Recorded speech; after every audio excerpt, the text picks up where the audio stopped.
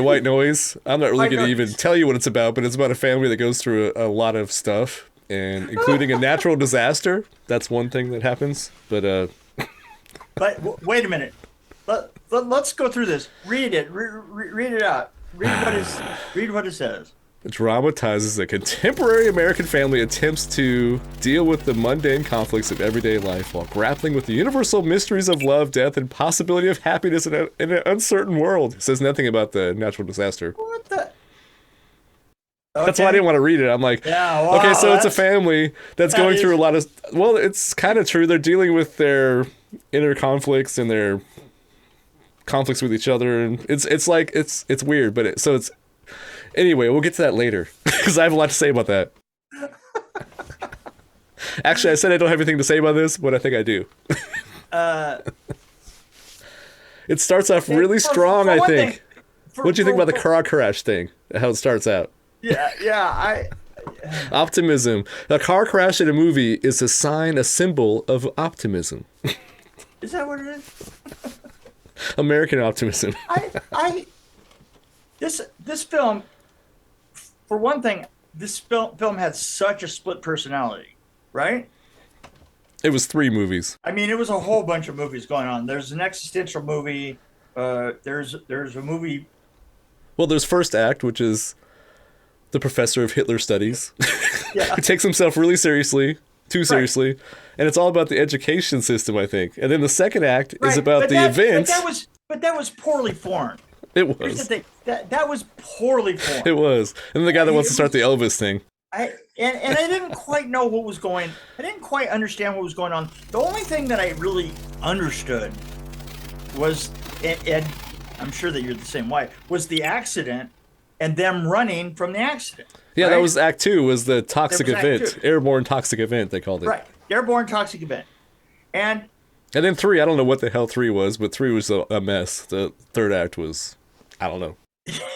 here's the thing. I loved Adam Driver in this. I love the fact that he kept on in the middle of probably had the most be the most confusing script he's ever seen in his life. I mean, because I had no idea. I mean, I was just like, holy Confusing is crap. a word. Well, I my mean, favorite. What's funny is my favorite part is the one part that you probably wouldn't agree with, as you worked in Hollywood, was the part where everybody was just walking on each other's lines, like just talking all at once. I actually enjoyed that scene. Actually, there's more than one scene where they're all kind of talking, and you can but understand all three I always conversations. I always love, you know what? I always love stepping on other people's lines because I always say to myself, that's the way that people actually talk. You really It's think so? No, just kidding. Sorry, I had to do that. We do it all that's the time. yeah. We step on each other's lines all the time, and the thing is everybody steps on each other's lines. It's the natural the fact that movies have to like your line, my line, your line, my line. Um, I think it's actually kind of silly, you know. I would rather have that kind of dialogue and have the sound not as good than have the perfect sound and have you know literally the pause that refreshes between every freaking line, you know. Well, the way But they edited, the way they did the sound design, you could hear everything. Like it was brilliant how they mixed it together. I guess is what I'm yeah, trying to but say. you know the other thing that they were trying to do though is they were trying to keep you in a high state of confusion, which I think might have worked against them a little bit in this case I think so. because it was so hard to figure out what was going on. I mean, you know, I don't want to give it away, but it's hard to give away something that you ain't got. Well, I think this was okay. My first impression of Woody Allen movie. It's a Woody Allen movie or Larry David kind of esque kind of Yeah, deal with all those tropes. I'm afraid right, of death. I'm afraid of everything, right, basically. right. I like how actually one thing I really like about Adam Driver. I thought actually the acting was amazing. Everybody did a really good job. Adam Driver. I thought he was pretty good at being like very stoic, like in the height of the chaos. He's just like, He was. oh, He was. And I had to. I have to love the campground scene just for the pure chaos of the whole thing.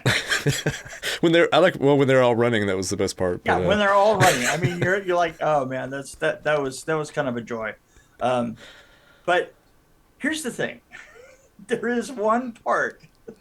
There is one part of this film that is probably one of the best 30 seconds of film I think I've ever seen, and it's you have to suffer through the whole film in order to see it. At the very end, there's something that happens that just kind of like I was I was I was amazed because it lifted this film up so much for me, because without that, this film would be nothing. No, You yes. know the part that I'm talking about? Yeah, yeah, I do. But I think it would ruin everything if we told people. Well, that's what I'm saying is look, you should go see this film and suffer through it. Well, there's some brilliant lines. I mean, Oh, there's like some brilliant. whatever relaxes you is dangerous. Here's the thing. Here's the thing. I'm tentatively scheduled to die. That was one of my favorite The lines. thing about this film is, and I wish I could explain how this works, but there is something about it where you could get about 3 minutes of intense enjoyment, right? The problem is the next 3 minutes, Yes. you have to figure out exactly what's going on for the next 3 minutes to mean anything at all. It's a mess. Yeah. Because it's like if you took like a pill that erased your short-term memory and you watched this film, you would be laughing and you would be amazed and you would and it wouldn't make any sense. But then you don't have enough memory to make it through the whole film anyway, right? Well, plus you have to have a like for black comedy, because if you don't like dark comedies, you probably won't like this at all. And I'm a Woody Allen fan, so I actually enjoyed parts of it that other people probably wouldn't enjoy. I actually really, bit by bit, I enjoy a lot of it. But when it was... Well, the whole thing was a mess. If you look at it as a whole, it's awful. Yeah, as a whole, it just didn't make any sense. It just no sense at all. Adam Driver was amazing in it. Just to watch Adam Driver, and sometimes I really got the feeling that he was really good because he couldn't figure out what he was doing there. Right? You know. I think it just shows he's a good actor, and he just said, "I'm just going to act this the way I want to, whatever." Right. And that's how it came through. And it is interesting that he's the only one that has a character arc in the whole thing, right? You know, his wife had a little tiny one. A little tiny one, but it was kind of like this. So much stuff was so broken up. So much stuff was so broken up in this. And the thing is it was broken up because there were whole pieces of the plot that you would base this moment on, and then in the next moment, that was all gone. you were onto a whole new segment, and you were like, "Well, wait a minute, what about?" And the thing is everybody was playing it like you're just going from one moment to the next, to the next, to the next, and you're going, "Okay." And even after the event, it was like nothing happened.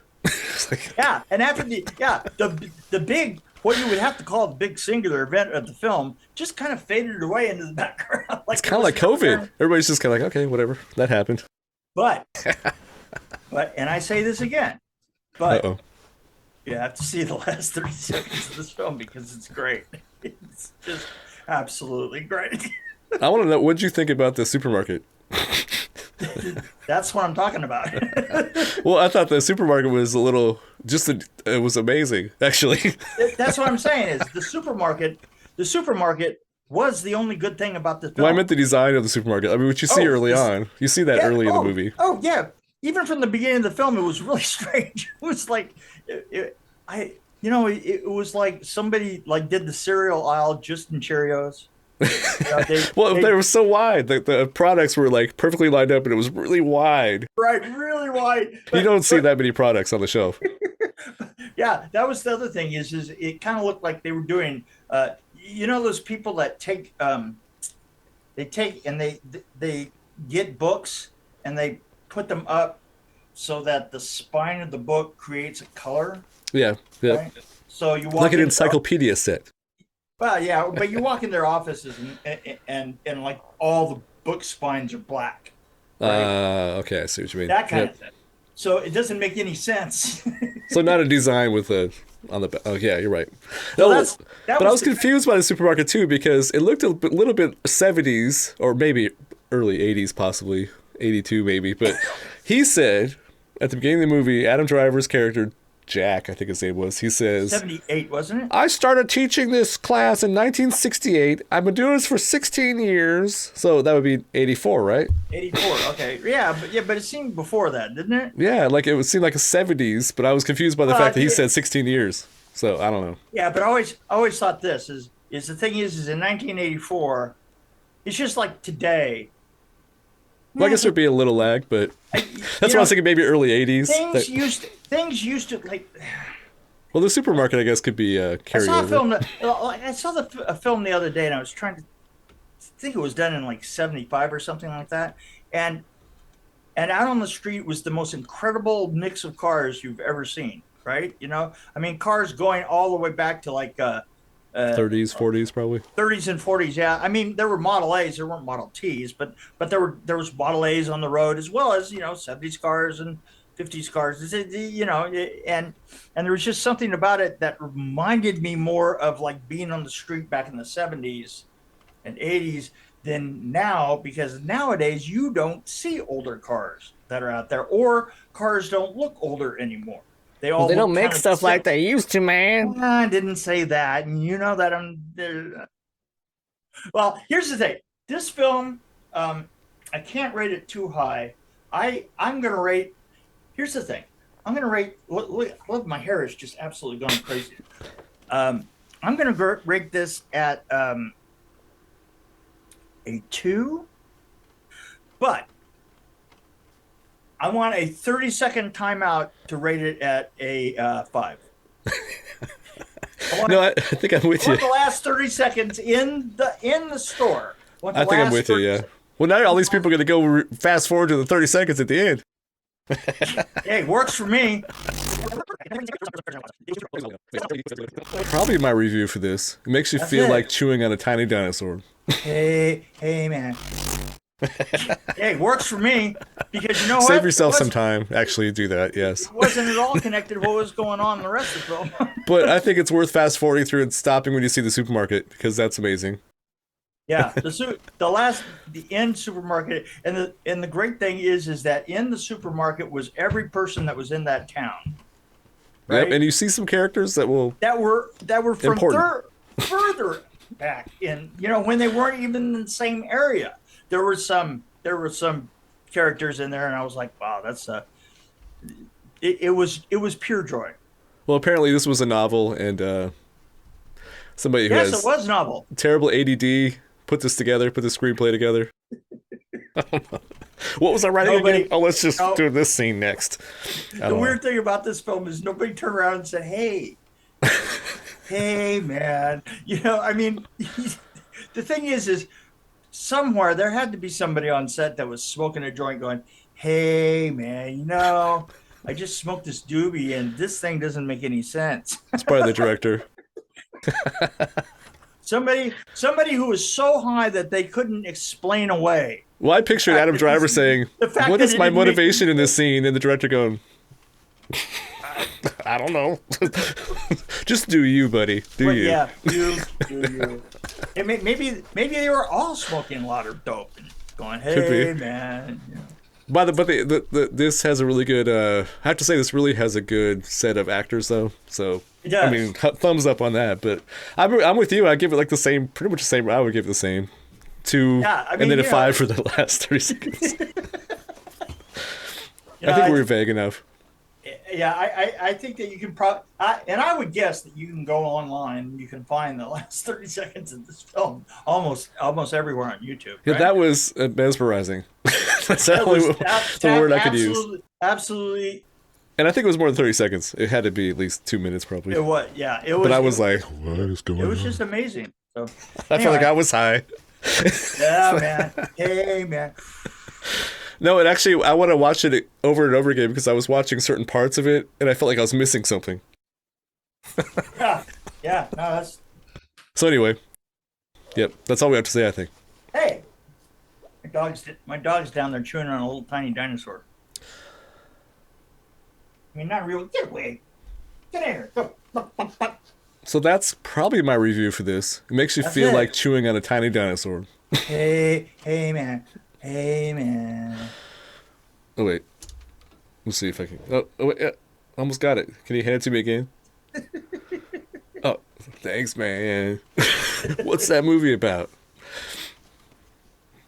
Actually, I feel like I smoked something when I watched this because I don't remember anything about it. Yeah, that'll do it. Yeah, no, it's a hard one to remember. I tell you that.